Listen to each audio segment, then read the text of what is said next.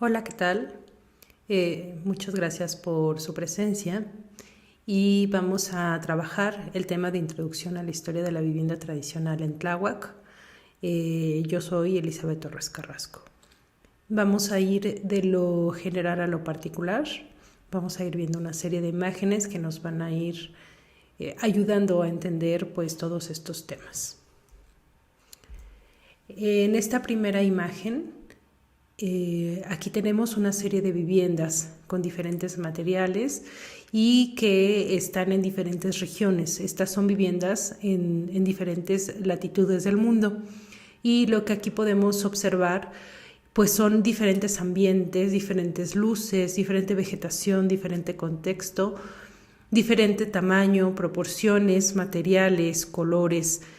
Las variaciones son diferentes, pero todas estas viviendas cumplen una misma función, que es la de proteger y dar pues alojamiento a familias, a personas, a seres humanos.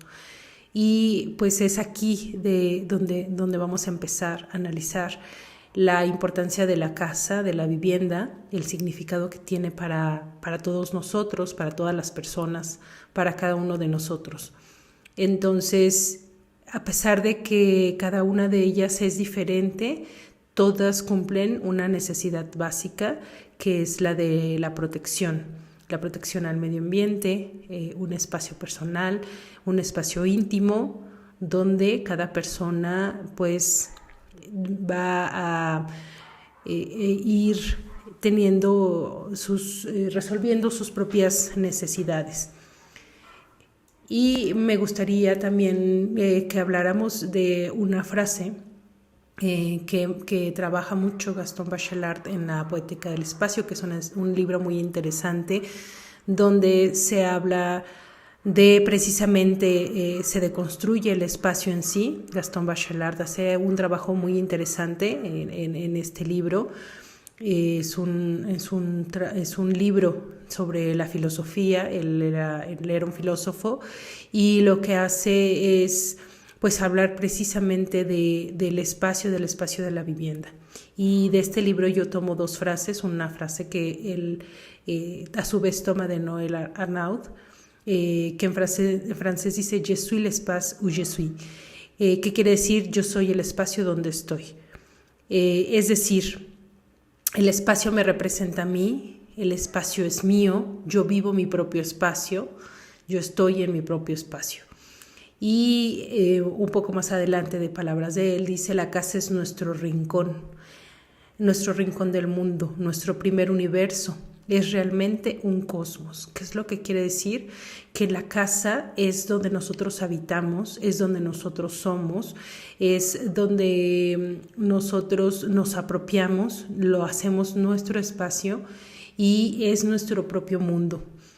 Cada vivienda es pues para cada persona su propio mundo, su propio universo, su propia realidad, un espacio personal. Mi casa es mía y mi casa es única, es irrepetible. Los espacios que yo tenga ahí son solo para mí.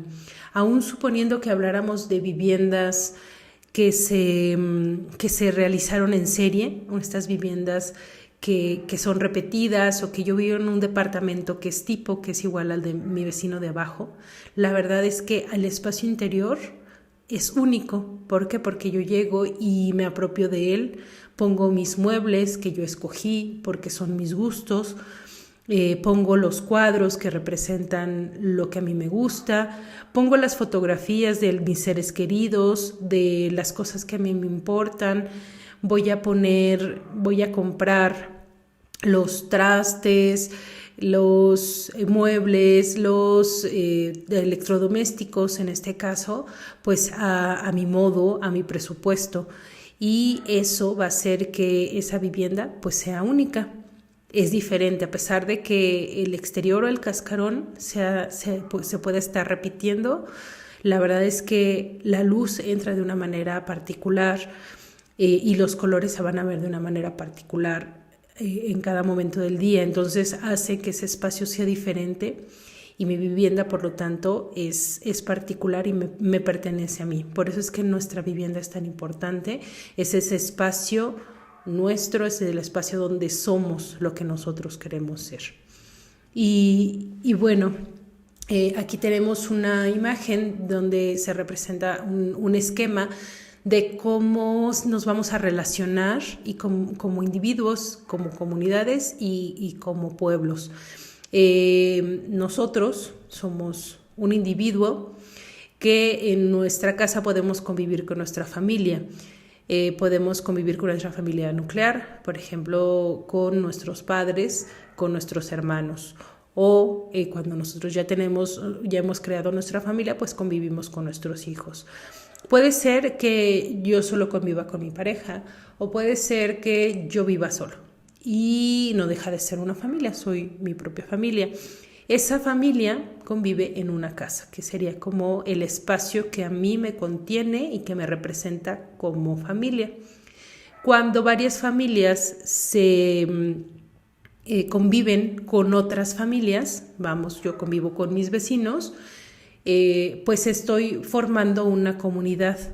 Y esa unión de comunidad de varias familias pues puede estar representada por un barrio, por un pueblo o por una colonia, por decir algo.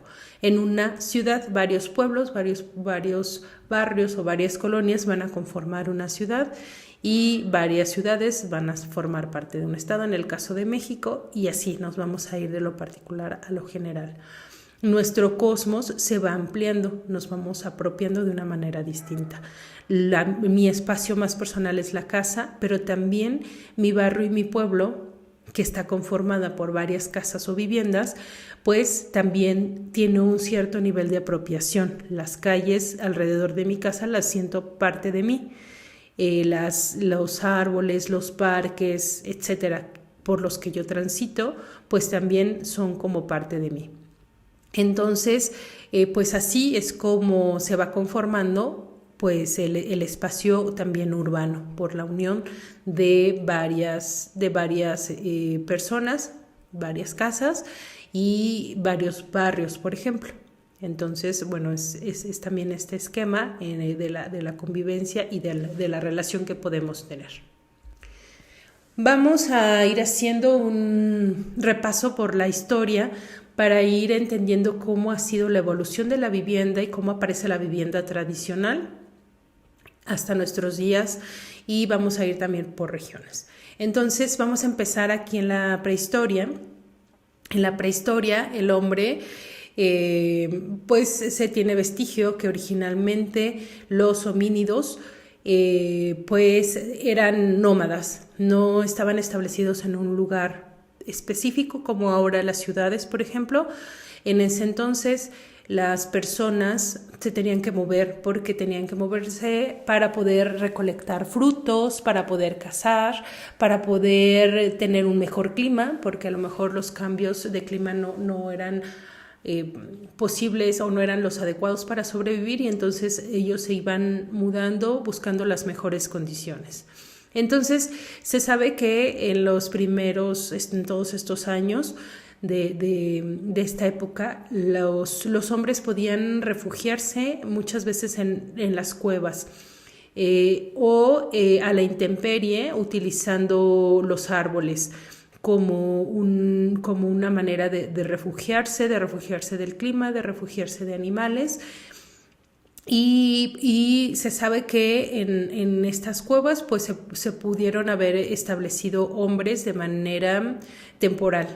Y parte de cómo podemos saber pues es al encontrar la pintura rupestre.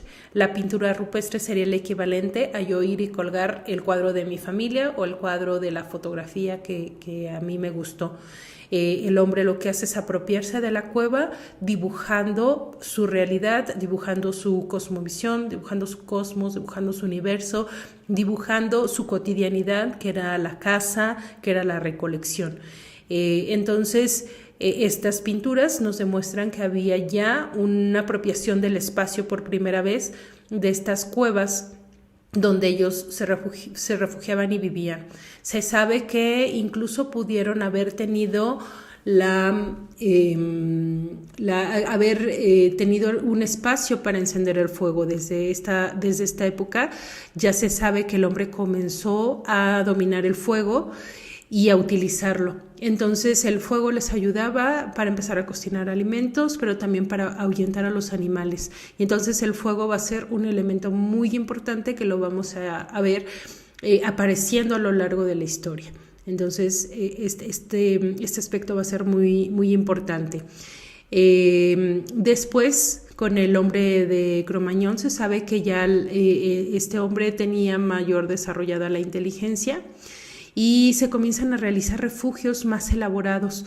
Se sabe que había se elaboraban tiendas con ramas y con pieles cuando salían de cacería, por ejemplo. Eran refugios temporales que ellos empleaban mientras salían, ¿no?, del lugar donde la cueva, por ejemplo. Vamos a suponer que ellos vivían en una cueva y cuando salían a cazar, pues hacían estos refugios temporales. Y bueno, pues vamos a ir viendo cómo se emplean estos materiales. Son refugios que van a ser hechos con materiales perecederos, que quiere decir que al poco tiempo estos materiales volvían a la naturaleza, se degradaban y desaparecían. Entonces realmente existe poco vestigio de ello, pero pues con los estudios que se han realizado, pues ya se sabe, ¿no?, cómo eran estas viviendas. También vamos a encontrar que la existencia de las viviendas subterráneas y semienterradas. Es decir, el hombre va a hacer huecos en la tierra para poder vivir como especies de cuevas, pero ya hechas por el hombre. Ya estamos viendo una transformación del espacio por el mismo hombre. Es decir, ya no es la cueva a la que yo llego y me meto, sino que ya hay una modificación de los materiales para adaptarlo a mis necesidades. Entonces se sabe que a veces las mismas montañas, el mismo material de tierra se iba transformando y se hacían estas especies de primeras viviendas. ¿Por qué enterradas? Porque esto aseguraba un mejor manejo de la temperatura. Es decir, la temperatura era más constante bajo la superficie de la tierra. Y por ello es que se van a poder encontrar en diferentes latitudes, lo cual pues es bastante interesante. Aquí vemos algunos ejemplos que se conocen y que se han interpretado de cómo se resolvían. Una vivienda semienterrada pues estaba enterrada en cierta parte, teniendo pues aprovechando las bondades que daban de tener una vivienda enterrada. Más adelante vamos a entrar ya a la Edad Antigua, en la que ya vamos a empezar a ver establecimientos de ciudades. Ya va a haber un mayor desarrollo de mucha tecnología, para esa época, en la que ya comienzan a aparecer los primeros vestigios de escritura, ya empiezan a aparecer las primeras ciudades. Ya no estamos hablando del hombre nómada, ya empieza a hacerse sedentario, empieza a dominar la agricultura, que va a ser un gran cambio para la vida. Este cambio de lo nómada a los sedentarios es un cambio pues muy importante. Y entonces estas viviendas ya se hacen para durar, ya son viviendas que deben de durar por lo menos el tiempo que yo como persona vaya a vivir, que en ese entonces pues la expectativa de vida era corta en comparación con ahora, pero pues son varios años. Ya no es una vivienda a la que yo voy y me refugio temporalmente, ya es una vivienda más estable y que muy probablemente lo voy a dejar a las siguientes generaciones. Entonces aquí ya vamos a ver el empleo de materiales, el empleo de hacer los muros como tal. Es decir, yo tomo la tierra, la compacto, le pongo agua, la compacto y empiezo a hacer muros de tierra. E incluso comienza a emplearse la cal, los aplanados, también para proteger estos muros y que sean más duraderos. Las cubiertas generalmente van a ser de materiales perecederos porque el peso es menor. Porque son materiales, los muros van a estar muy juntos, los huecos van a ser muy pequeños, por una situación de estructura. ¿Por qué? Entre más gruesos sean mis muros y menores huecos tenga, pues mejor manejo de la estructura voy a tener. Y también las cubiertas, pues entre más ligeras, más fácil voy a, o mejor sustentabilidad voy a tener, sustentabilidad en el sentido de mantenerse pues esa cubierta. Entonces, vamos a ver que estas viviendas se van a desarrollar en climas extremos, por ejemplo en Mesopotamia y en Egipto, como es el caso del lado derecho que tenemos acá.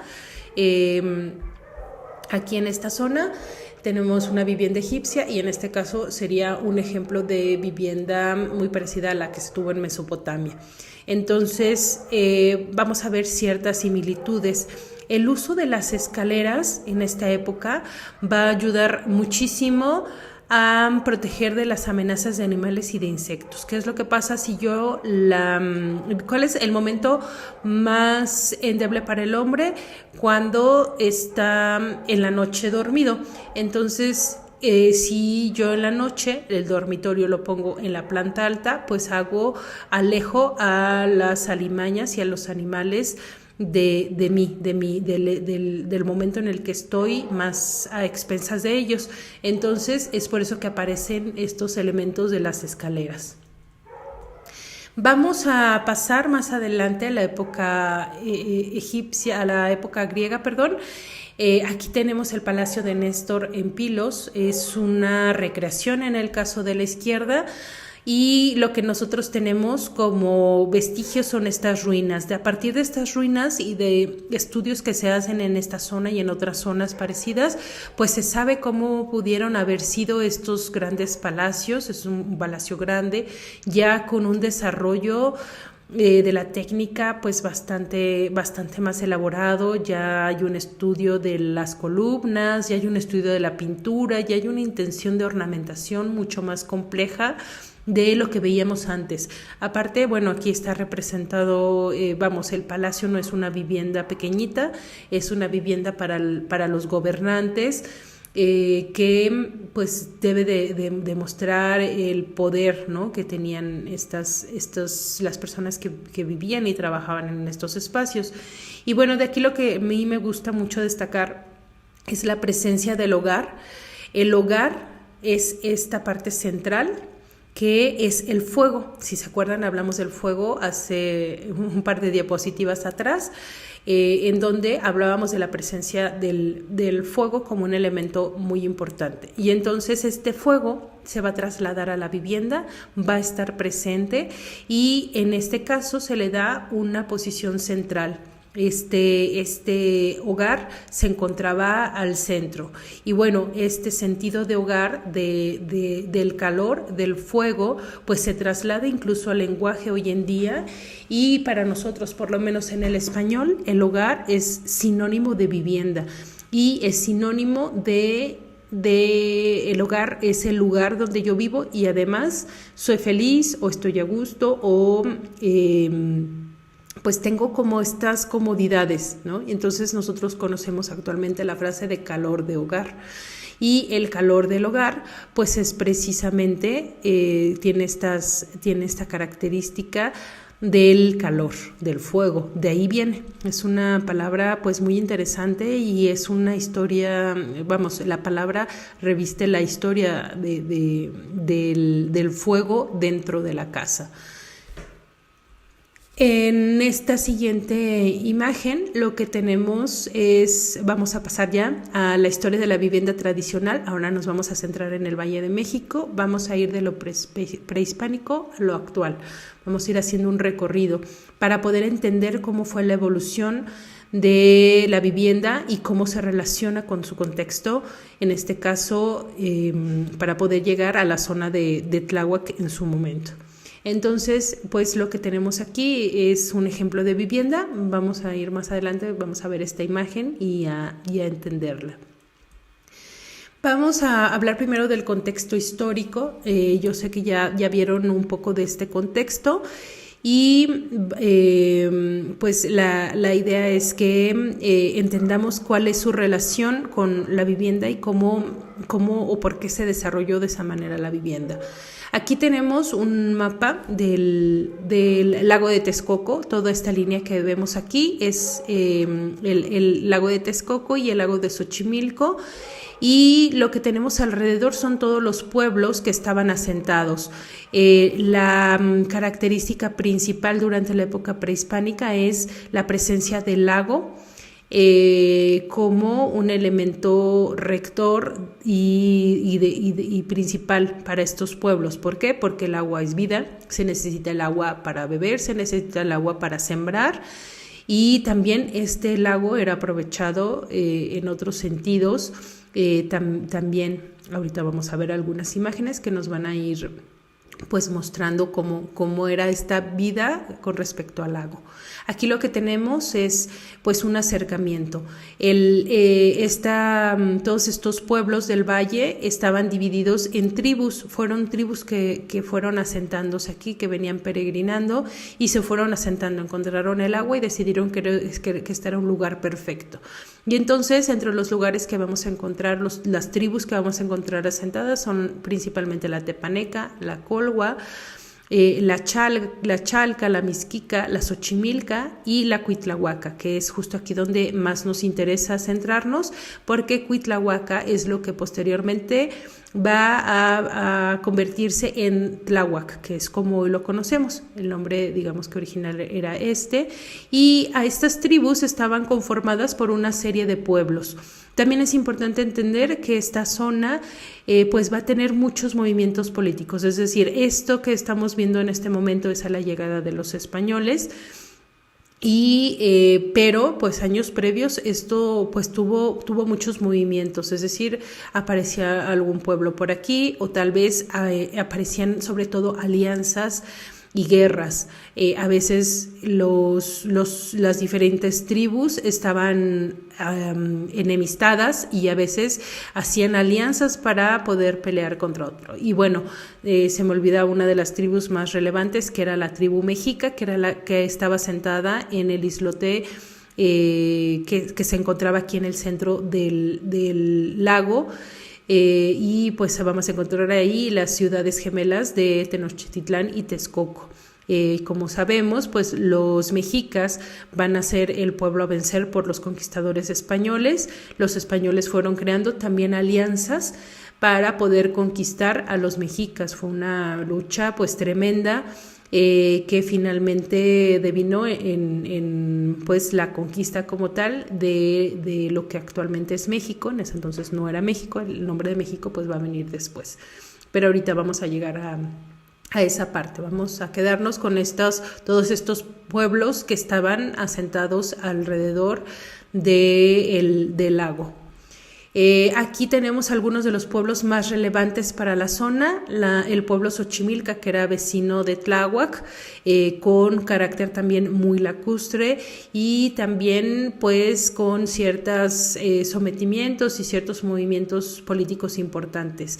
Xochimilco va a ser uno de los pueblos pues más relevantes. Tenemos la tribu Chalca, que también va a estar al lado de Tláhuac, es prácticamente vecina y se extendía y hacía una serie de también alianzas hacia Huejotzingo, hacia Cuautinchan, Atlatlauca, que ya son como zonas Totolapan y Tlayacapan, que se encuentran hacia Morelos. También el pueblo Mixquica, que se encontraba también colindando, que es lo que actualmente es Mixquic, que se encontraba colindando con Tláhuac. Los Culhuaque, que también eran vecinos, y finalmente Cuitlahuaca, que pues ocupaban la comunidad insular de lo que hoy es Tláhuac, entre los lagos de Chalco y de Xochimilco. Ahorita vamos a ver en otro mapita cómo era esta división de los lagos. Era un gran lago, pero a su vez estaba dividido. Y que es precisamente esta imagen de acá. Este es el lago de Texcoco, toda esta zona de acá. Aquí estaba el islote de Tenochtitlán y Tlatelolco, que eran ocupados por estos dos pueblos. Y acá estaba el lago de Xochimilco, y en esta parte de acá el lago de Chalco, precisamente. Por aquí tenemos Mixquic y bueno, pues toda esta zona que es en la cual nos estamos ocupando principalmente. De este lado tenemos el lago Salado. Esta agua de aquí era agua salada, así aparecía, y toda esta agua de acá era agua dulce. Aquí se construyó un albarradón que era como una especie de muralla en el interior del lago que ayudaba a dividir las aguas, y aquí poder aprovechar toda esta agua dulce pues se aprovechaba muchísimo para la siembra, a diferencia de la de acá que es agua salada. Aquí vemos algunas imágenes del mapa de Uppsala. Es un mapa muy conocido por los historiadores que trabajan la zona del Valle de México, y este mapa de Uppsala es una representación ya mestiza que se realizó pues ya una vez que estaban establecidos los españoles, pero es muy importante porque todavía refleja la forma de vida que se tuvo durante el siglo XVI. ¿Cuál es esa forma de vida? Pues es una forma de vida lacustre, es una forma de vida que dependía completamente del agua, y lo vamos a ver precisamente reflejado en el dibujo de las canoas, en el dibujo de pues los canales y las calzadas que servían para moverse, y también vamos a ver aquí algunas viviendas. Y también tenemos otro códice que es el Códice Florentino, que es otro de los códices que nos llegaron del siglo XVI hasta nuestros días, que reflejan pues esta vida cotidiana que vamos a tener en toda esta zona. Y aquí, por ejemplo, este es muy, muy interesante porque es la representación de los peces, que pues los peces van a ser muy importantes para la zona lacustre. También tenemos esta representación de una recreación de cómo era la vida alrededor del lago, basada pues precisamente en todos los códices y todas las crónicas que se tienen de esta época. Aquí vemos, es muy interesante porque vemos una reconstrucción de la vivienda. Esta es una vivienda tradicional de la época prehispánica, hecha con los materiales que se tenían a la mano. También vemos parte del lago y de los canales, los canales eran pues como esta forma de hacer el paso artificial del agua. Era una manera de dominar el agua y decirle por dónde quería que se pasara, y aprovecharla. Y por supuesto acá vamos a ver las chinampas, que las chinampas vamos a ver un poco más adelante ya como formalmente el concepto en qué consiste, pero por el momento nos vamos a quedar con que era un método de siembra sobre el lago. Entonces vemos las canoas, vemos además a esta familia. Esto es una familia pues extendida. Vemos aquí a una persona mayor, vemos algunas personas adultas y algunos jóvenes y niños conviviendo todos. Es una familia que pues está conviviendo al exterior. Una de las características más importantes de esta zona pues es la posibilidad de vivir al exterior. Entonces la vivienda se emplea prácticamente como un refugio nocturno, como un refugio para guardar cosas, y muchas de las actividades se realizan al exterior. ¿Por qué? Porque el clima lo permite. Es un clima templado, es un clima benigno que nos va a permitir realizar pues una serie de actividades. Además vemos aquí a la mascota, es un perro. Esta es una ilustración que se ha realizado recientemente y que pues básicamente lo que hace es decirnos o darnos una idea de cómo fue la vida en esta época. Aquí tenemos pues otro mapa también de todos los asentamientos. Nada más es como para reforzar e indicar pues la gran importancia y relevancia del lago en esta vida. Este es un mapa muy interesante porque aquí vemos pues toda la topografía. Es un plano topográfico de la zona del Valle de México. Este que vemos aquí en verde es el actual Distrito Federal. Es una división nada más para referenciar hasta dónde llegaban los lagos lagos. Si vemos toda esta zona del sur, es una zona pues de alta, de montañas, y había un escurrimiento del agua. Todas estas líneas que vemos aquí marcadas como en blanco son escurrimientos, son líneas que llevaban el agua de las montañas hacia la parte baja del lago. Entonces, bueno, vamos a ver cómo esta característica, todas estas características geográficas pues van a marcar el territorio y la forma en que se desarrolló pues toda esta zona. Aquí vemos un acercamiento al lago de Chalco, que es justo la zona donde estamos ahorita trabajando, con algunos puntos importantes como Tetelco en el 123, que es aquí, y Yecahuizotl aquí en el 180, que es en esta zona de acá. Aquí tenemos otro mapa también, donde vamos a ver otro acercamiento a la zona del lago de Chalco, donde lo relevante es observar las chinampas actuales, es donde actualmente existen chinampas y canales. Ahorita sería como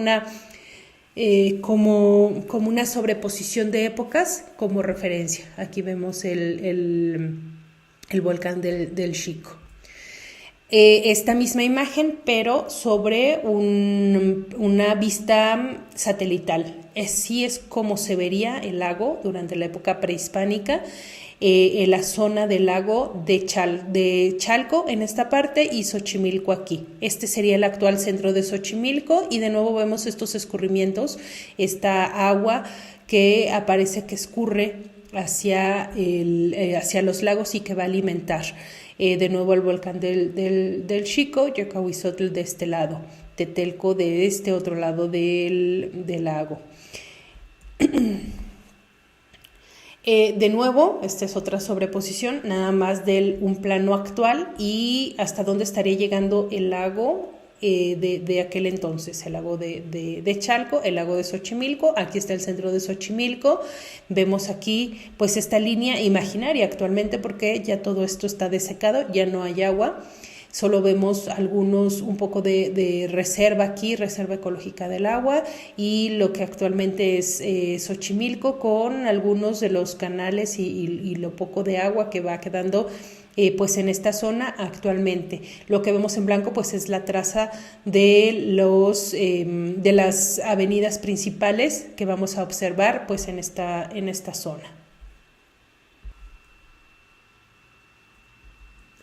Y bueno, vamos a empezar a ver ya imágenes de la vivienda tradicional en la época prehispánica. Por fortuna, se tienen reflejados en códices que han llegado hasta nuestros días de la época de la conquista, donde podemos observar cómo eran las viviendas, diferentes tipos de viviendas. En la primera imagen tenemos el Palacio de Moctezuma. El palacio era vivienda que era ocupada por gobernantes y por nobles. Esta vivienda va a ser pues la vivienda más majestuosa que vamos a encontrar en esta época. Y las características principales pues es que estaba hecha con materiales duraderos, y los espacios eran multifuncionales. ¿Qué quiere decir? Que se utilizaban para diferentes funciones. En este caso podría ser para realizar reuniones, para realizar ritos, para guardar algunos objetos. Entonces estos espacios pues se van a emplear para diferentes cosas. Son viviendas grandes, son viviendas complejas, son viviendas que van a tener pues cierto nivel de ornamentación. Y por otro lado vamos a tener las casas habitación, que también van a ser todo un mundo. Uno creería que todas las casas eran iguales, pero cuando uno se pone a estudiar un poco más a profundidad, pues nos vamos a dar cuenta que hay muchísimas variaciones, y por suerte tenemos vestigio de ellos precisamente en toda esta serie de dibujos que vamos a encontrar. Son dibujos que fueron realizados durante la época prehispánica. Está tomado del Códice Florentino, y aquí vamos a ver pues este dibujo de cómo eran las viviendas. Esta imagen es muy interesante porque vamos a ver la casa aquí atrás. Vamos a ver cómo estaba pintada de blanco, cómo tenía aquí los sillares de piedra y cómo estaba hecha pues colocado las jambas y el dintel. Ahorita vemos un ejemplo más claro adelante de este esquema. Y aquí, muy relevante, vamos a tener el fuego como un elemento central en la vivienda. Está dibujada en fachada, que es una manera de representación muy interesante. Aquí vemos a dos personas que están sentadas sobre una estera o petate. Vamos a ver esta representación constantemente en estos códices y el empleo de algunos elementos auxiliares, herramientas que vamos a encontrar de la vida cotidiana de ellos. Esta persona aquí está realizando pues un rito, está encendiendo aquí, sahumando, ¿no? Están ellos realizando pues un rito que va a ser parte también de la vida cotidiana de ellos, de esta época. Por otro lado, tenemos aquí ejemplos, representaciones de vivienda, que vamos a ver diferentes materiales. Por ejemplo, aquí es una piedra cortada pues de manera horizontal y vertical, es decir, son sillares, son piedras pues cortadas específicamente, trabajadas, es decir, no es piedra que nada más se pone así como así, es piedra que está trabajada con cubiertas de paja, más cubiertas vegetales, otra cubierta vegetal. Esta piedra es más irregular. Esta casa de acá tiene una cubierta plana, a diferencia de esta cubierta es más alta, también de elementos vegetales, y los muros también son de elementos vegetales, ¿no? Con madera muy probablemente realizada. Y pues este es otro ejemplo de vivienda. Aquí vamos a ver los elementos que la van a conformar. Este es el muro de mampostería. La mampostería puede ser piedra o también puede ser adobe. El adobe pues es el material que se realiza con la tierra del sitio, se le agrega agua, se le agrega pasto y con eso se hacen unos bloques que se van a ir juntando hasta formar un muro.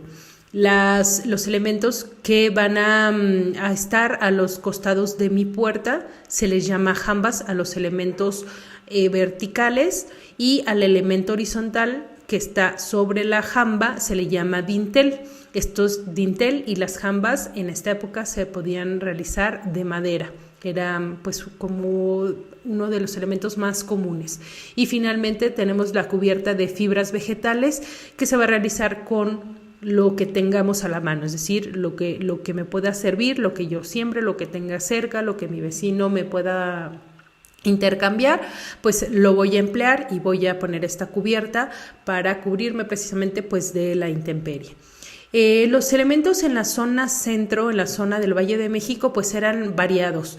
Entre los que se tienen identificados está el uso de la madera, del adobe, del carrizo, de la paja, del otate, del junquillo, de la penca de maguey, también de las espinas del propio maguey, también se va a emplear, del quiote, del ramazón, de la tableta o tejamanil, de troncones, de morillos, de tezontle, de cantera de barro, de cal, lodo y resinas. A la resina se le conoce como oyametl. Estos son algunos de los materiales. Entonces, no todos se emplean en la misma casa. En algunos casos se va a emplear una cosa y en otros casos se va a emplear otra. Dependiendo de qué, de lo que tenga a la mano y también de mi poder adquisitivo. Aunque en este entonces no existía el dinero, pero sí existía pues un cierto poder y un cierto nivel, y existían jerarquías sociales que también se van a ver muy reflejadas en lo que yo pueda construir. Mi vivienda va a ser un reflejo de mi propio poder adquisitivo.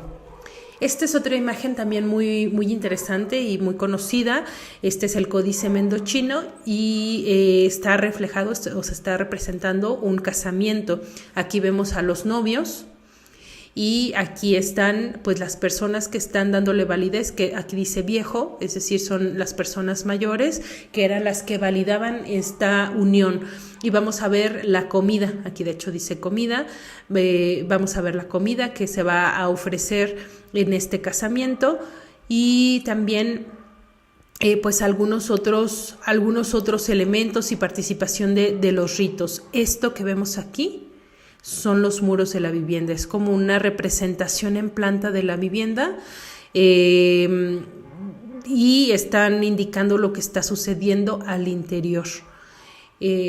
Algunos de los aspectos que influyen en la vivienda tradicional pues son el uso de los materiales locales, de nuevo, esa siempre va a ser una constante. La respuesta al medio, ¿qué quiere decir? En lugares donde hay mucha lluvia, las cubiertas se van a preferir inclinadas para ayudar a que el agua escurra. En las zonas, por ejemplo, cercanas al lago, pues se va a acostumbrar a levantar un poco la vivienda, que se hace como una especie de basamento y luego yo ya pongo la vivienda. ¿Por qué? Porque voy a salvar mi vivienda de las inundaciones. El nivel del lago va a variar a lo largo del año. ¿Por qué? Porque en la época de lluvias pues va a crecer porque hay mayor escurrimiento de agua. Entonces, para yo evitar que en la época de lluvias, y como nosotros sabemos en el Valle de México pues las lluvias son en verano, lo que voy a hacer es poner o subir mi vivienda un poco. Entonces esa es la respuesta al medio. Van a ser viviendas sencillas, es decir, generalmente o la mayoría de ellas pues van a hacerse lo más sencillo posible porque pues se trata de no complicarse la vida. Los materiales se van a emplear los materiales perecederos. Una de las características más importantes es esta. ¿Por qué? Pues porque es lo que había, no había materiales industriales en esta época, entonces pues que se emplean materiales perecederos. Esta es una de las características pues más importantes y creo que más rescatables de la vivienda tradicional. Nosotros como humanos estamos de paso en la tierra, tenemos un ciclo de vida, en ese entonces era más corto, hoy actualmente llegamos o tenemos una expectativa de vida de 70, 80 años, pero la verdad es que esa es la vida que yo voy a estar aquí y mi vivienda pues debería de considerarme cubrir ese tramo de mi vida. ¿Qué es lo que pasa? Pues que cuando yo muero, pues puede ser que mi vivienda pase a mis hijos, y ellos pueden darle un mantenimiento y lo van a cuidar y van a buscar, van a crecer, van a hacer modificaciones, pero si eso no pasa, si mi vivienda no tiene esta vida y llega hasta donde yo llego, pues se va a empezar a degradar y con el tiempo va a regresar a la naturaleza, tanto la tierra va a volver a ser, el adobe va a volver a ser tierra y la paja va a volver a ser pues un elemento orgánico que se va a ir degradando, igual que la madera. Entonces esta es una de las características pues más importantes e interesantes de la vivienda tradicional en general, de aquella época y de la actual, de lo poco que se puede seguir teniendo. Aquí tenemos una imagen de casas con chinampas. Esta es una planta realizada pues con base en estudios arqueológicos de lo que queda de vestigios de la vivienda prehispánica. Aquí particularmente en el Valle de México y particularmente pues en la zona centro, muy cercana al lago, con el uso precisamente de las chinampas. Estas serían las chinampas y esta es la vivienda. ¿Qué es lo que vamos a ver? Pues que los espacios se van haciendo complejos, ¿no? Aquí vemos cómo está dispuesto. Este es otro ejemplo, este es otro esquema en el que lo que queda reflejado es el crecimiento de la vivienda. ¿Qué es lo que pasa? Que la vivienda va creciendo conforme va creciendo la familia. Probablemente, por decir algo, en un inicio haya estado hecha únicamente esta parte de la vivienda, estas dos habitaciones que a lo mejor servían como espacios para dormir.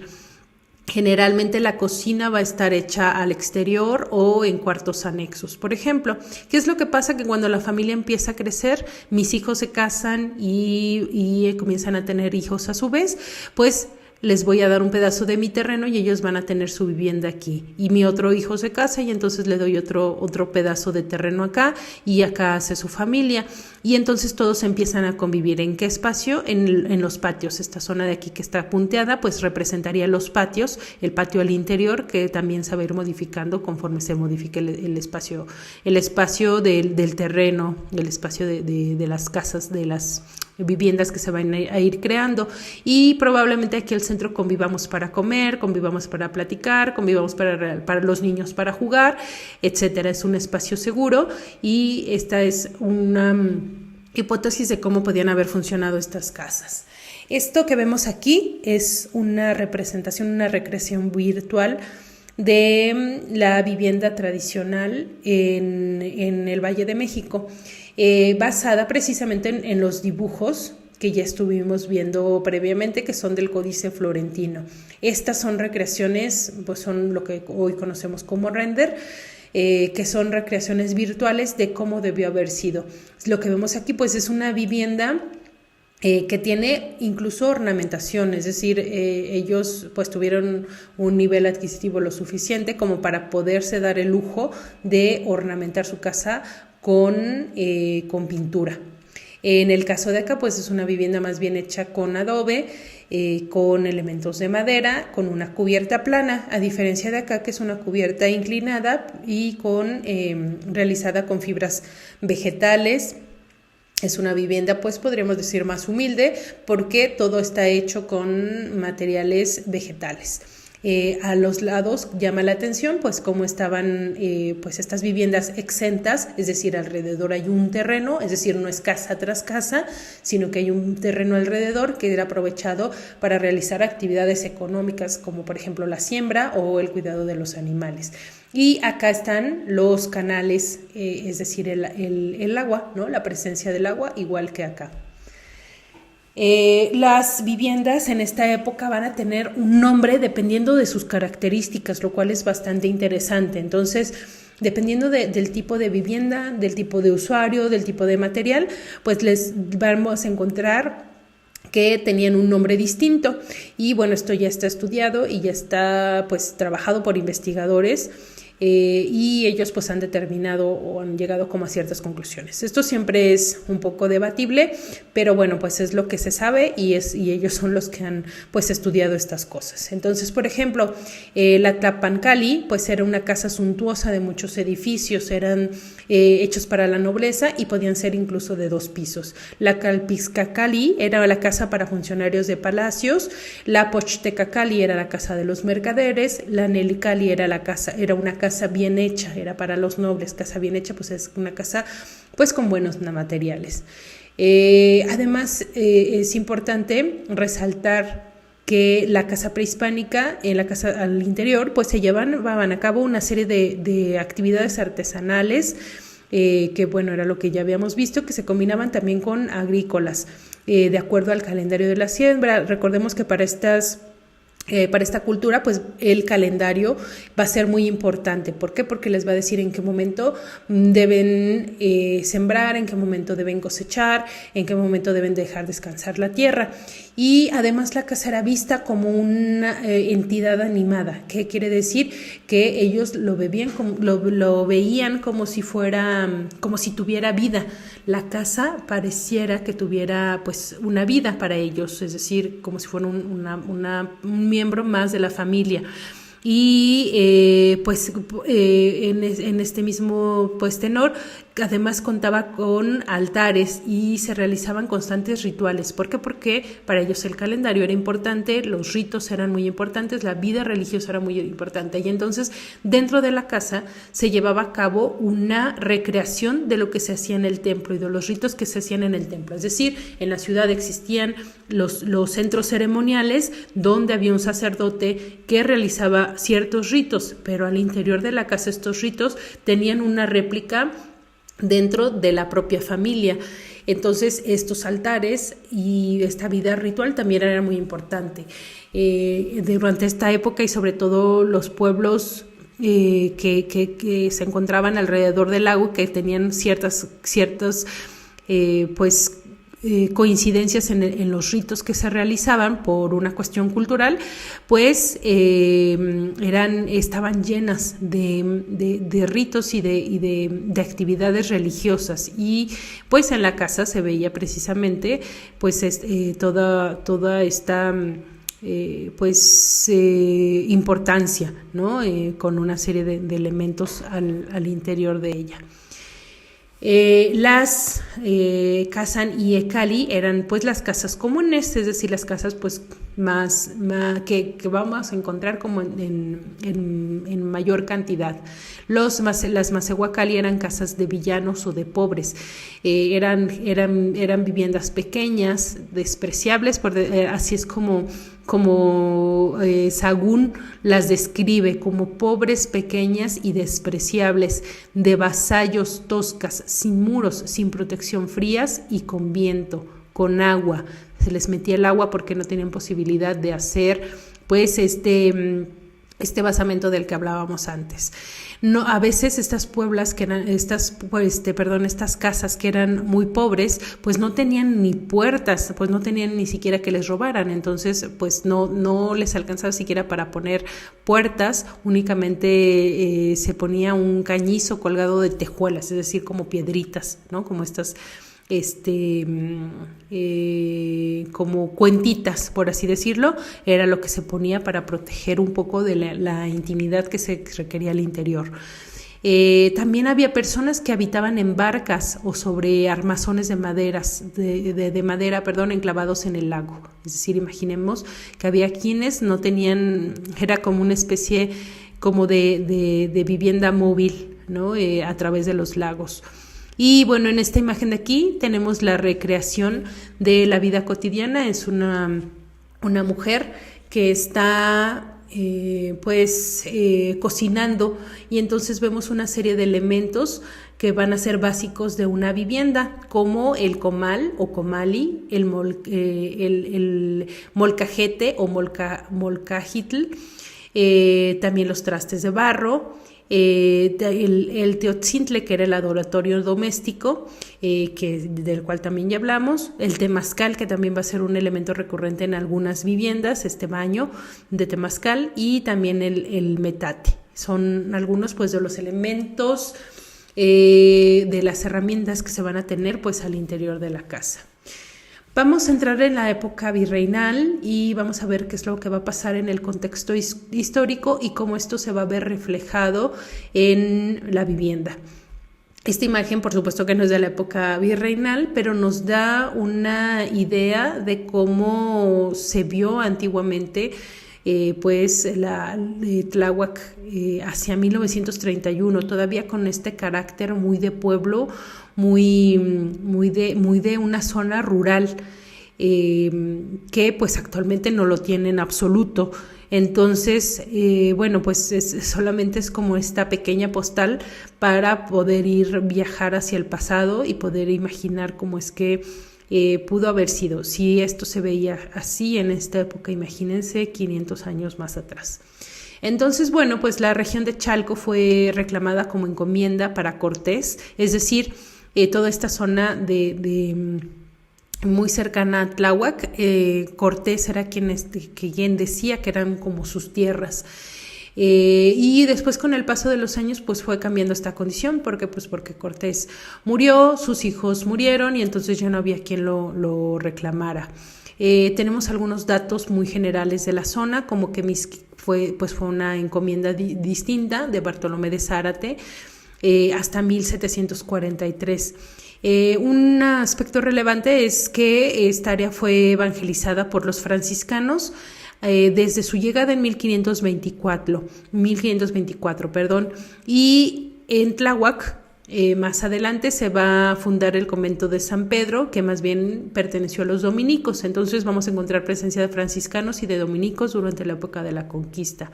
Hacia la segunda década del siglo XVI se llevan a cabo una serie de congregaciones en la región. ¿Qué quiere decir? Las congregaciones no es otra cosa más que llevar a los pueblos que se reúnan.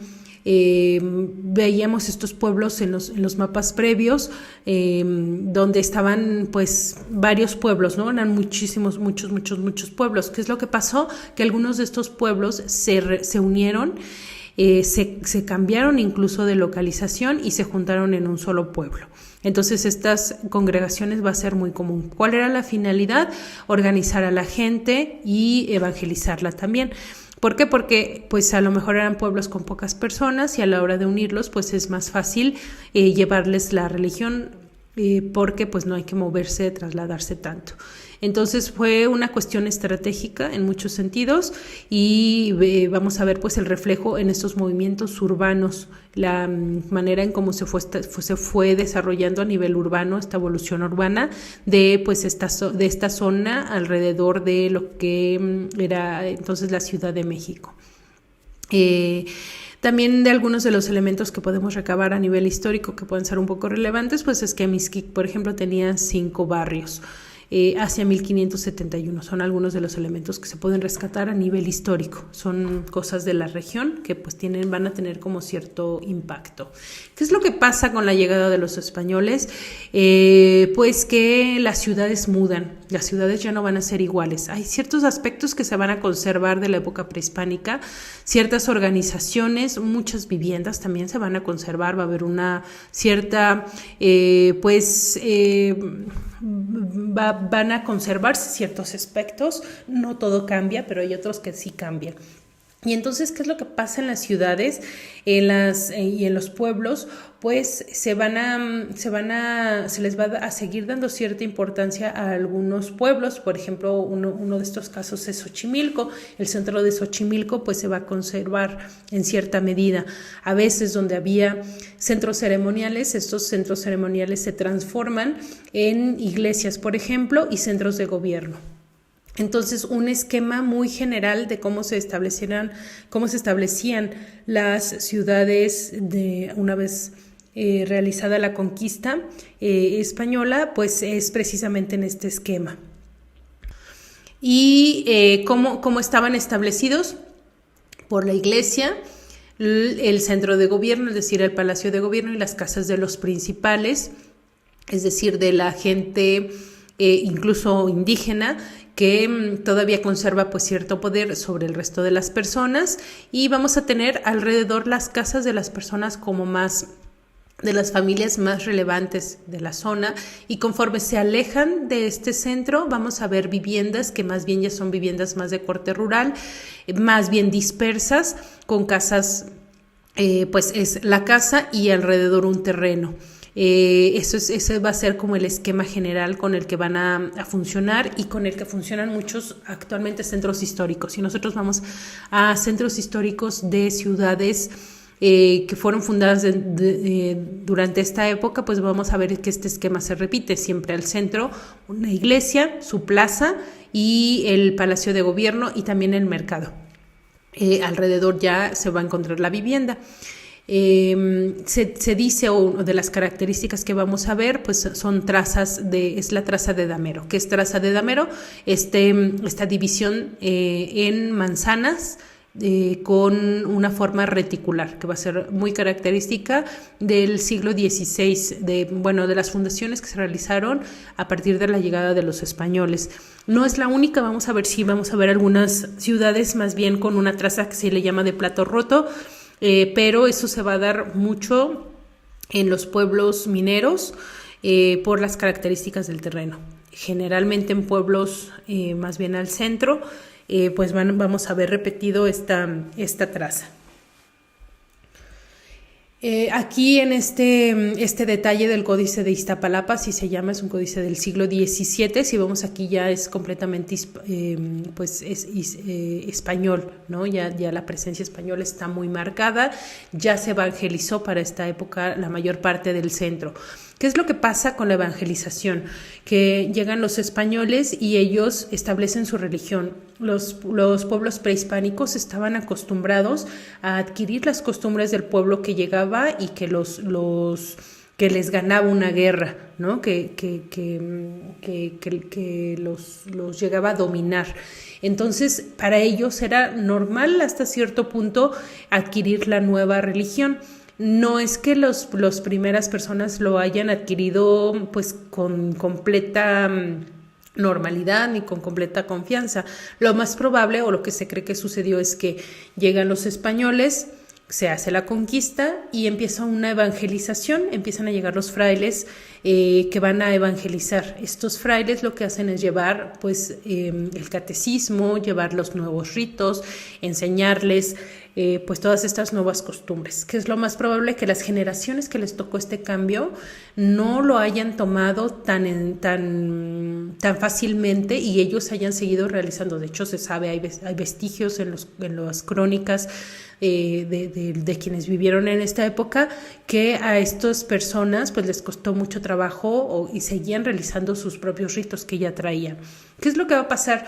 Que los hijos van a ser los que van a adquirir con mayor facilidad esta nueva religión, los hijos de estas personas, los niños. ¿Por qué? Porque pues ellos apenas están aprendiendo, entonces es sobre todo con quienes se van a enfocar los evangelizadores. ¿Qué es lo que pasa una vez que muere la primera generación? Vamos a suponer que hay 2 generaciones más. Para una segunda generación, la verdad es que ya va a estar muy permeada la religión. Entonces, pues solo fue cuestión de tiempo la religión católica pues estuviera presente en la vida cotidiana. ¿Qué es lo que va a pasar? Que sí, que va a haber un sincretismo, van a haber todavía algunos elementos, el náhuatl se va a seguir hablando muchísimo, va a ser la lengua común diaria de toda la gente que va a vivir. No así de los españoles, por supuesto, ellos seguramente tuvieron que haber aprendido un poco de algunas lenguas náhuatl, de esta lengua náhuatl. ¿Qué es lo que va a pasar? Pues que en la vida cotidiana van a haber elementos que se van a empezar a mezclar. Entonces a lo mejor yo voy a tener la vegetación del lugar, los alimentos del lugar, pero voy a adquirir nuevos alimentos. ¿Por qué? Porque pues es lo que viene del exterior. Va a haber ahí todo un proceso muy complejo de la cultura, se van a empezar a mezclar algunos elementos y se hace una nueva cultura, dependiendo de la región, dependiendo de muchísimas cosas. Es muy, muy complejo, pero a grandes rasgos así como funciona. Esto sería pues una clase completamente distinta, merita pues todo un desarrollo mucho más elaborado de pues todo ello.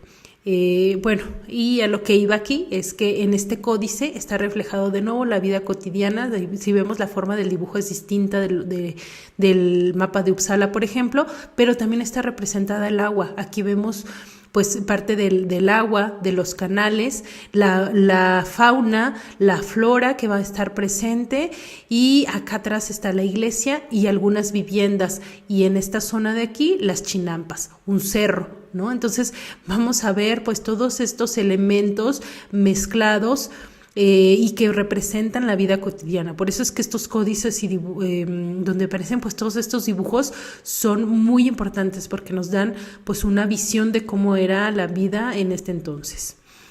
Aquí de nuevo vamos a ver pues reforzar la estructura urbana a partir del siglo XVI, con cómo estaban pues realizados algunos de los pueblos alrededor de los lagos. Estos pueblos pues los vamos a ver pues reflejados.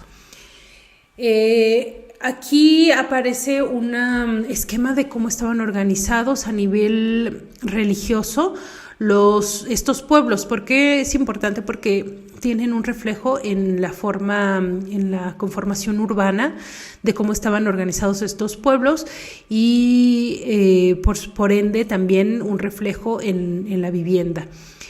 Vamos a tener un centro que eran las cabeceras, donde va a establecerse un convento, y a su vez esta cabecera podría haber estado dividida en barrios. Por ejemplo, cada barrio va a tener su capilla. Entonces tenemos convento,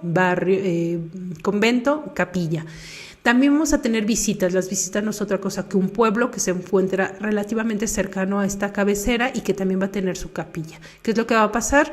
Va a estar una serie de frailes aquí, una comunidad de frailes, y estos frailes van a ir a las capillas a realizar pues ciertas misas a lo largo del año, y también a las visitas ciertas misas y a llevar la religión.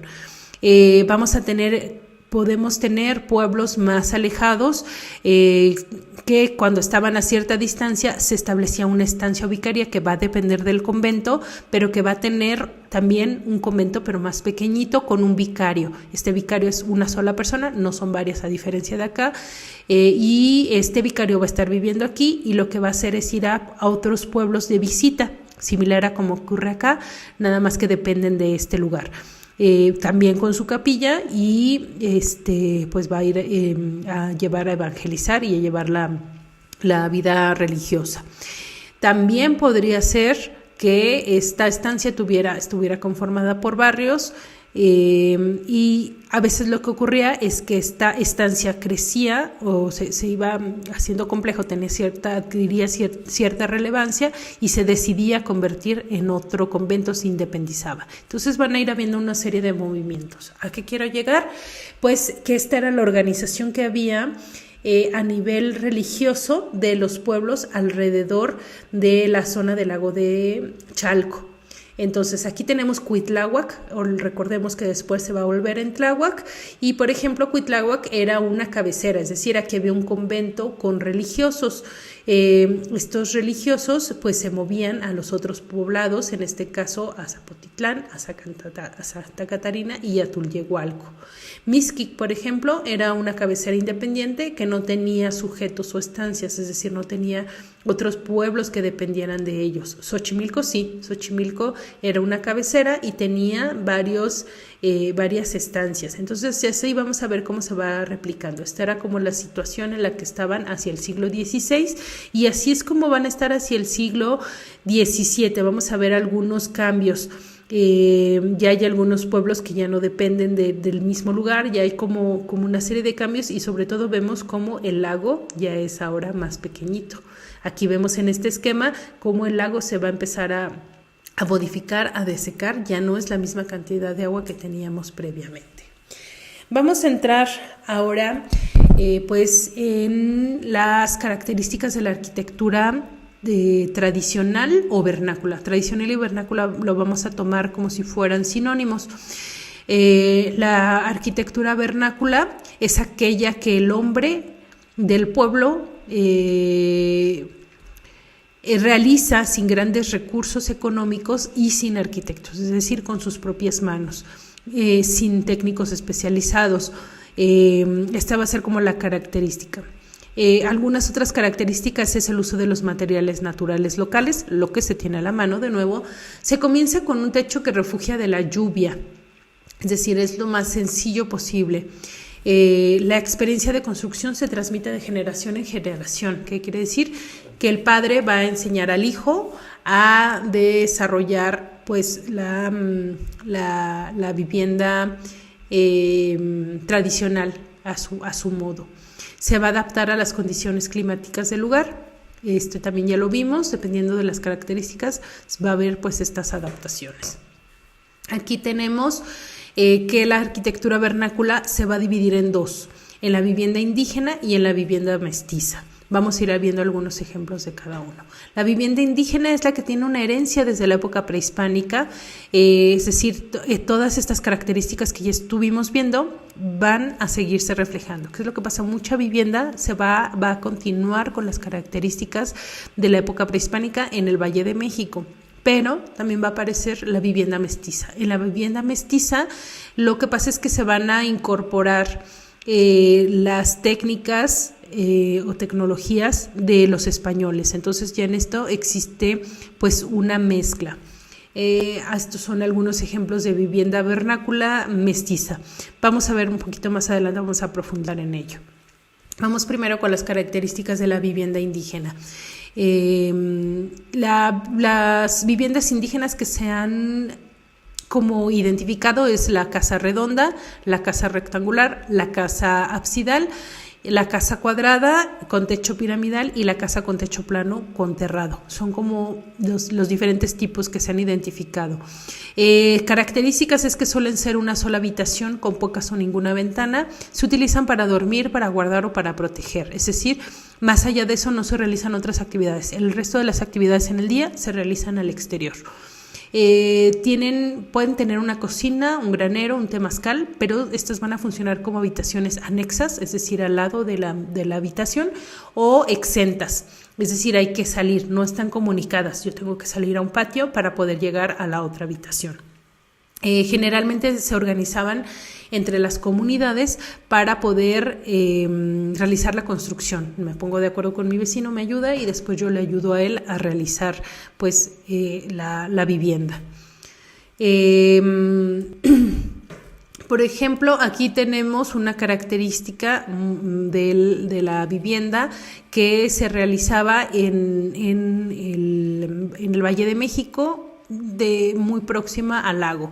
Esta es la cimentación que se va a emplear, que era un estacado. Este estacado es empleo de los usos de la región y de la adaptación al medio. ¿Por qué? Porque este estacado me va a garantizar, es como una cimentación más profunda, que me va a garantizar que mi vivienda no se hunda. ¿Por qué? Porque el material es muy blando. ¿Por qué? Pues porque está muy cerca del lago. Son terrenos que pues van a ser muy endebles, ¿no? Tal como pues hoy sigue sucediendo. Vamos a ver algunos ejemplos de vivienda indígena. Estas fotografías pues son hacia finales del siglo XIX, principios del siglo XX, porque pues es donde existía la fotografía, donde todavía existían estos ejemplos de vivienda. Vamos a ver diferentes tipologías, diferentes materiales. Por ejemplo, esta es una vivienda de piedra con un techo muy inclinado, es una vivienda muy sencilla, pero vemos alrededor la vegetación. Esta es una vivienda en Xochimilco, por ejemplo. Aquí vemos este carácter lacustre, vivienda indígena totalmente, que herencia de la época prehispánica. Es decir, si vemos esto, es muy probable que así haya sido la vivienda prehispánica, tal y como lo vemos en los dibujos, ¿no?, de los códices. Pero bueno, pues aquí estamos en 1925, ni más ni menos.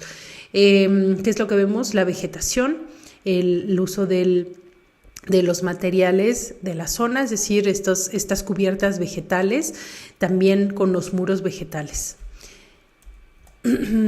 Acá más viviendas en Xochimilco. Si vemos a estas viviendas están más cerquita, vemos una vivienda pues realizada ya con una técnica más actual, con muros de piedra, con una cubierta plana. Todas las demás viviendas son viviendas a dos aguas, viviendas con paja o con tejamanil. Y bueno, vemos aquí cómo estaba pues resuelta esta zona. Esta es una zona ya más hacinada, es decir, son casas que están más cerquita. Una familia indígena junto a una vivienda de 1915, más o menos así se vivía. Vemos aquí estos órganos que pues era la flora que existía.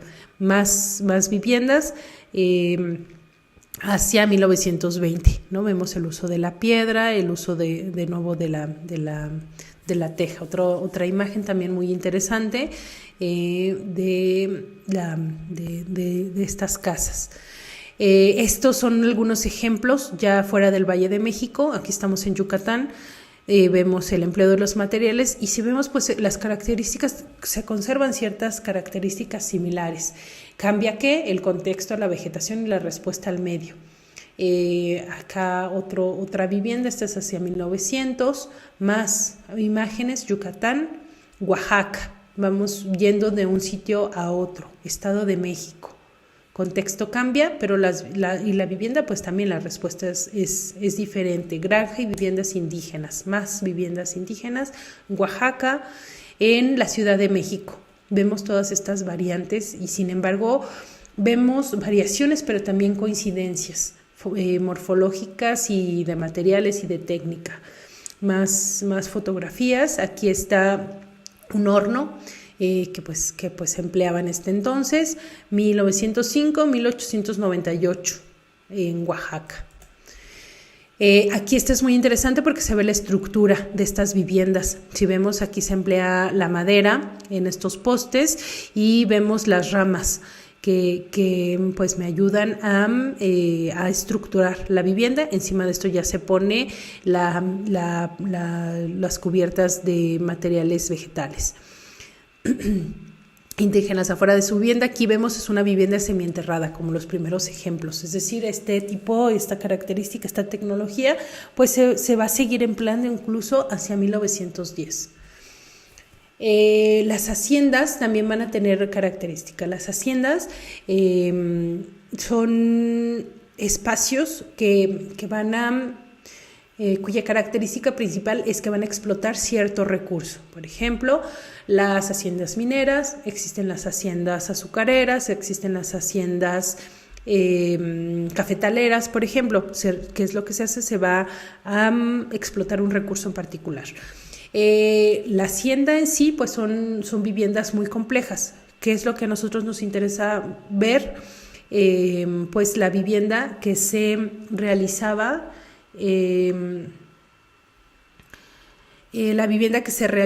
para los trabajadores de estas haciendas.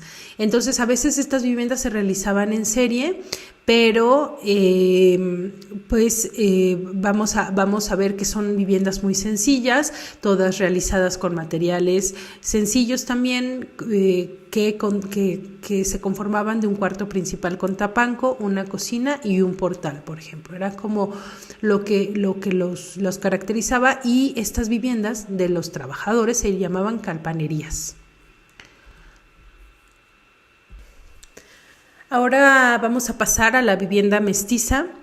La vivienda mestiza se sabe que tiene influencia de Extremadura y Andalucía en España.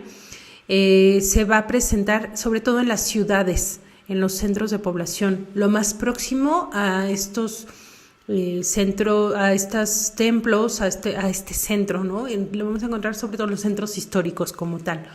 La diversidad de materiales pues va a depender de la región, como siempre, de nuevo.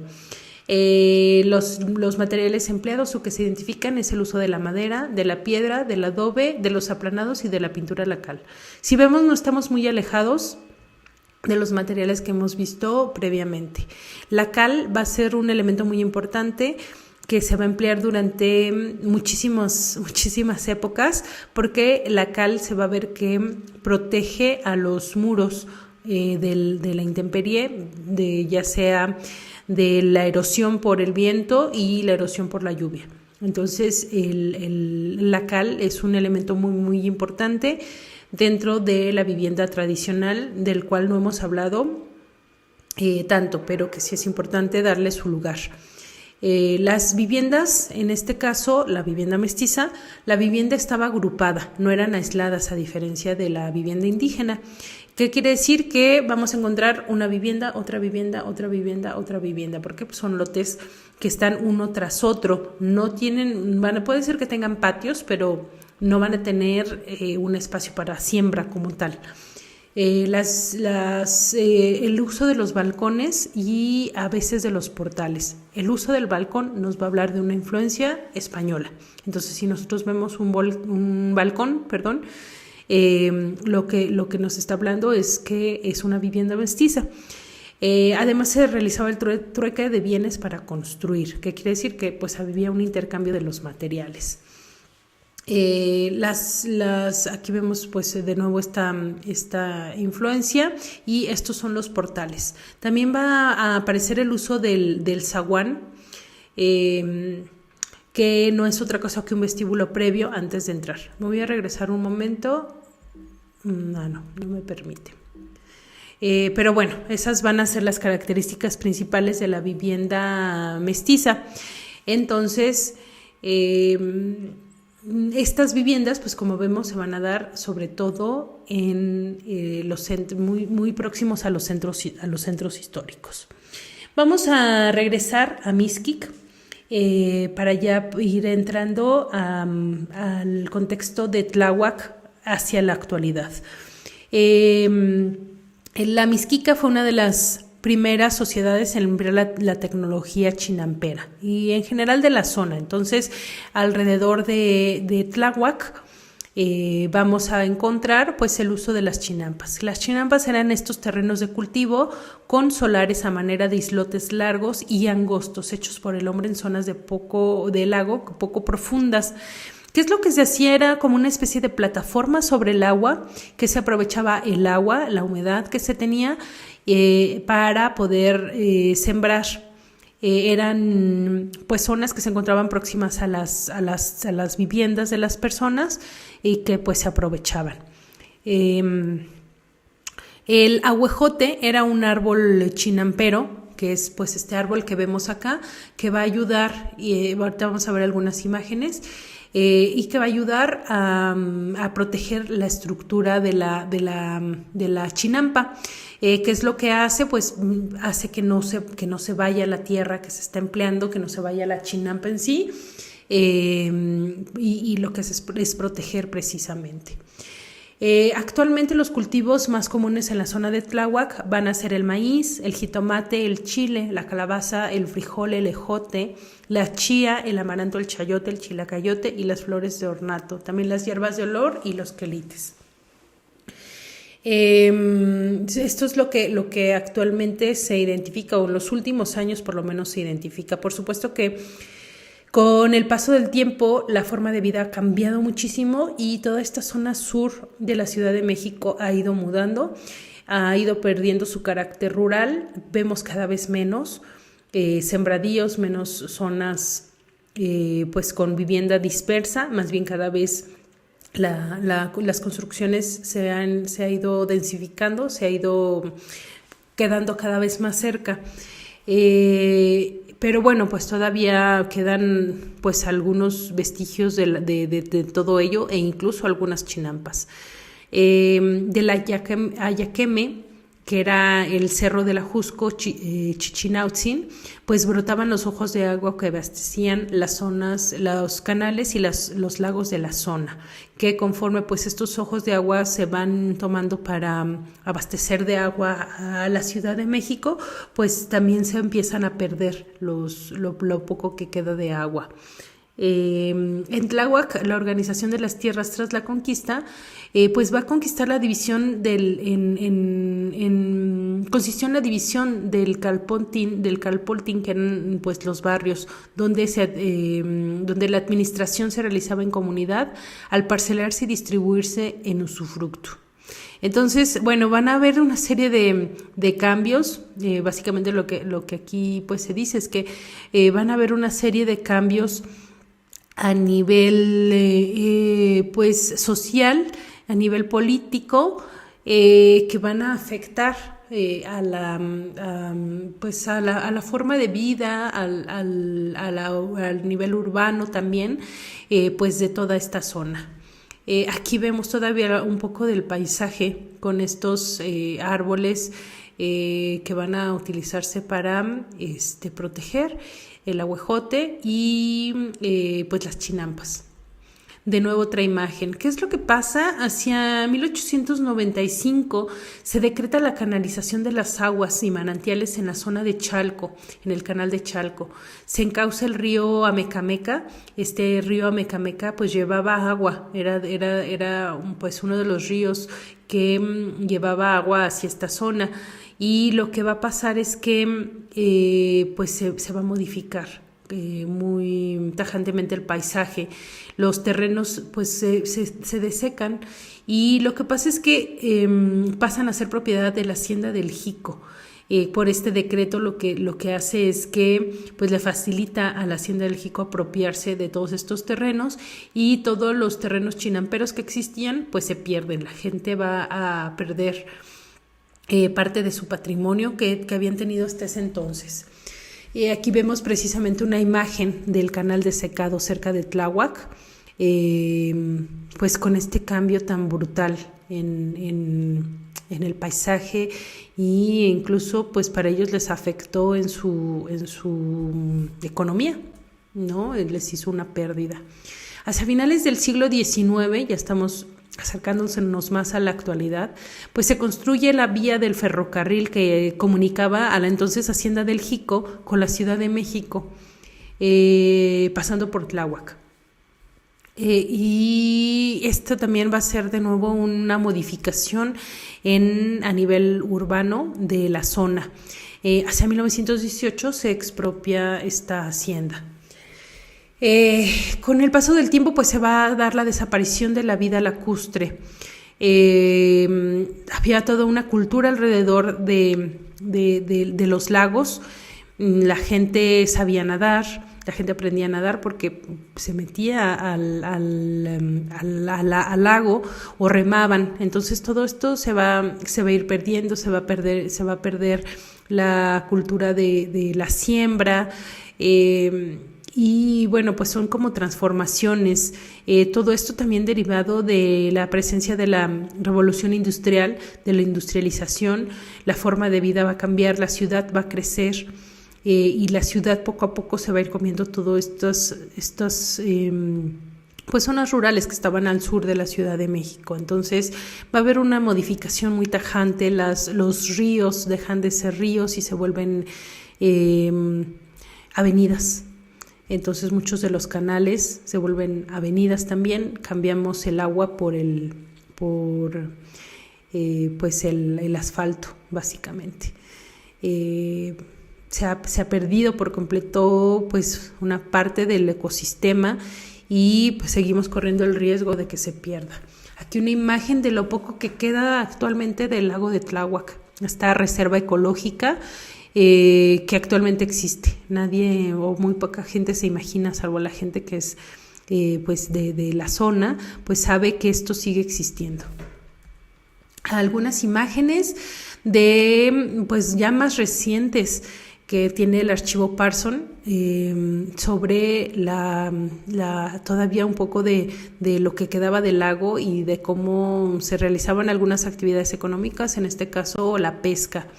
Más imágenes, en este caso Atlapulco, hacia Xochimilco, que pues reflejan que todavía hasta hace poco la existencia de estos canales que todavía llegan agua. Mixquic también. Y vamos a entrar ahora sí de lleno en lo que es la vivienda en Tláhuac. Se tiene un poco de conocimiento sobre cómo es o cómo era la vivienda tradicional en Tláhuac. Actualmente pues hay mucha pérdida de todo esto, es decir, pues las casas han cambiado los materiales y actualmente se encuentran ya muy pocos ejemplos, pero sí existe un vestigio y sí existen algunos estudios de cómo fueron las viviendas en el sur de la Ciudad de México. Vamos a ver algunos ejemplos ya para poder cerrar pues esta plática. Y poder ver qué es lo que vamos a observar. Todo se redondea, todo lo que hemos estado viendo pues tiene un reflejo en esto que vamos a ver en estas imágenes y en estos ejemplos y pues en esta parte. Sobre las casas en Tláhuac, se sabe que pues eran sencillas de laguneros, es decir, de las personas que vivían cerca de la laguna, del lago. Algunas de estas casas eran de paredes de adobe y techadas a dos aguas con ramas. Las familias de mayores ingresos pues tenían paredes de piedra, a diferencia. Entonces, entre mayor poder adquisitivo vamos a ver, pues lo que vamos a encontrar es el uso de materiales de mayor duración. Sin embargo, la mayoría empleaban el chimaitl, zacate, así es como se le conoce, que pues era lo que se tenía más cercano al lago, tanto en paredes como en techo. Este es un nombre en la calle de Mixquic. Sobre Mixquic existen pues algunos estudios y algunos trabajos elaborados que hablan en mayor o menor medida sobre la vivienda. Entonces, por ejemplo, esta es una imagen de 1950 en esta zona y aquí es muy interesante observar la vivienda de atrás realizada con piedra y esta vivienda que está realizada con materiales pues más bien de tipo perecedero, más fáciles, ¿no? de destruir, pero también más baratos. Entonces aquí vemos pues precisamente cómo convivían, ¿no? las dos técnicas y la morfología pues cómo es diferente y sin embargo las dos viviendas se pueden considerar vivienda vernácula o tradicional. Las casas pues más tradicionales eran de una sola habitación para una familia, es decir, toda la familia vivía en una habitación grande. Todos dormían en el mismo cuarto, en petate o cama, dependiendo de las posibilidades de cada familia. La cocina podía ser un cuarto adjunto de zacate. De nuevo vemos pues esta conformación de la vivienda, es decir, el cuarto, la habitación donde ellos dormían y al lado una habitación anexa para funcionar como cocina. La letrina se encontraba separada de la casa y en el patio pues generalmente había animales de corral. Esta era como la disposición general. De nuevo la letrina pues era un elemento exento al lado dentro de un patio, pero en el caso teníamos que salir, ¿no? Como veíamos en la vivienda desde la época prehispánica. También una reflexión muy importante que se hace en este libro de la vivienda tradicional de adobe, este libro que realizó Ricardo Flores Cuevas sobre la zona de Mixquic.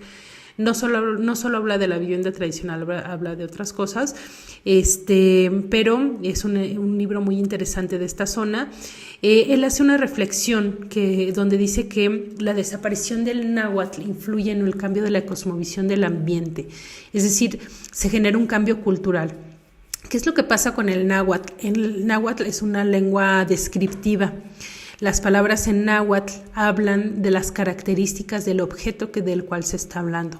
Así como veíamos sobre el árbol, pues una serie de palabras que se empleaban en la tradición náhuatl, pues van a describir el objeto en sí. Entonces hablan de la naturaleza y hablan de una cultura, es decir, la propia lengua trae cultura en sí. En el momento en el que el náhuatl se va perdiendo de generación en generación, sobre todo porque hubo una época en la que a los jóvenes les daba pena porque sentían que eran rechazados por hablar esta lengua, se fue perdiendo desafortunadamente, y entonces con ello se han ido perdiendo también muchos elementos culturales en general, no solo de la vivienda, una buena parte de la vivienda. Por eso es que es muy importante valorar el idioma y poder pues recuperar parte de esta cultura. Vamos a hacer un viaje por esta zona sur de la Ciudad de México, donde todavía se aprecian algunos elementos de la vivienda tradicional. Algunas no son viviendas tradicionales por completo, ya son viviendas pues muy modificadas, pero que conservan algunos elementos. Puede ser un muro, puede ser una cubierta o puede ser muro y cubierta, pero pues vamos a ir viendo. Por ejemplo, este es en San Salvador Cuauhtémoc, más hacia la zona de Milpalta. Vamos a ir bajando poco a poco para ver algunos ejemplos. Aquí, ¿qué es lo que vemos o lo que rescatamos? Esta cubierta a dos aguas. Probablemente esta era una vivienda tradicional que ha ido modificándose. Ya los aplanados seguramente son de cemento, de mortero, pero pues aún se conserva un poco de la fisionomía.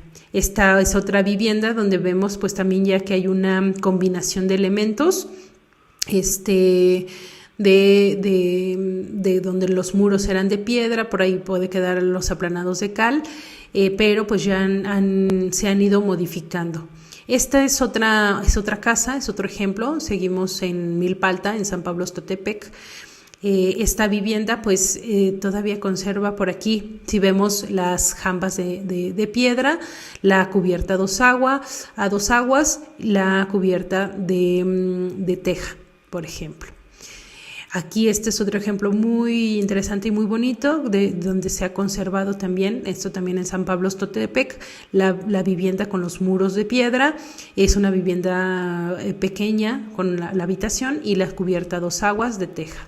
Otro ejemplo también en la misma zona. En esta zona podemos encontrar varias viviendas todavía conservadas con pues esta técnica que se repite. Esta es una vivienda mestiza. ¿Cómo lo sabemos? Por la ornamentación, por el uso de la piedra en los enmarcamientos. También aquí estos especies de castillos que se empleaban de piedra, y esta seguramente es una vivienda de principios del siglo XX por las características de la ornamentación, pero pues también tiene un valor y un carácter. Otra vivienda donde vemos el empleo de la piedra, cubiertas planas, donde ya también pues seguramente la cubierta por lo que vemos aquí ya ha sido también intervenida. Otra vivienda mestiza, lo sabemos por la ornamentación que tiene, y hecha también de piedra, cubierta plana. Esta ya estamos en San Antonio Tecomitl, por ejemplo.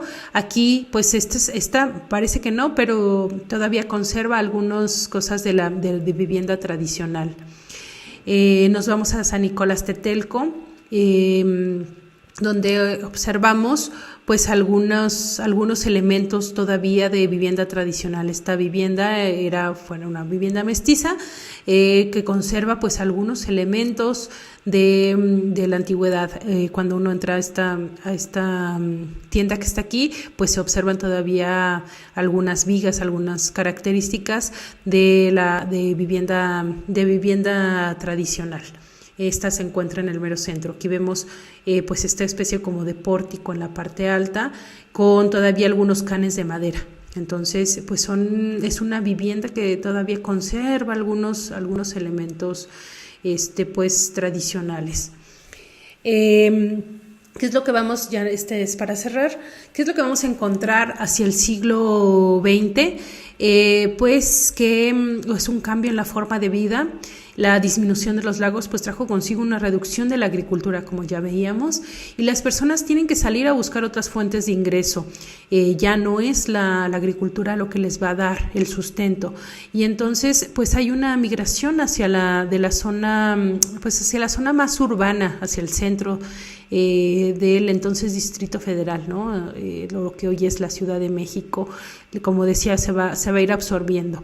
¿Qué es lo que pasa? Pues comienzan a darse un proceso de autoconstrucción. La gente prefiere utilizar la autoconstrucción, que no deja de ser, desde mi perspectiva, pues una forma de vivienda tradicional también no reconocida, que nos cuesta mucho a las personas que, pues en mi caso, pues yo soy arquitecta, y entonces como valorar la autoconstrucción nos cuesta mucho trabajo. Pero pues tiene su mérito y tiene sus propias características, su propio carácter. La autoconstrucción pues es realizada con la misma mano de obra de las personas, de los dueños, pero también con mano de obra de maestros de obra que conocen estos procedimientos. ¿Qué es lo que ocurre aquí? Que pues la gente va a seguir consiguiendo el material que tiene a la mano. ¿Cuál es el material que tiene a la mano? Pues el que le venden en las casas de construcción. Pues se entra como en un proceso de industrialización, y es lo que nos ha traído la industrialización, este tipo de casas. ¿Qué es lo que pasa también?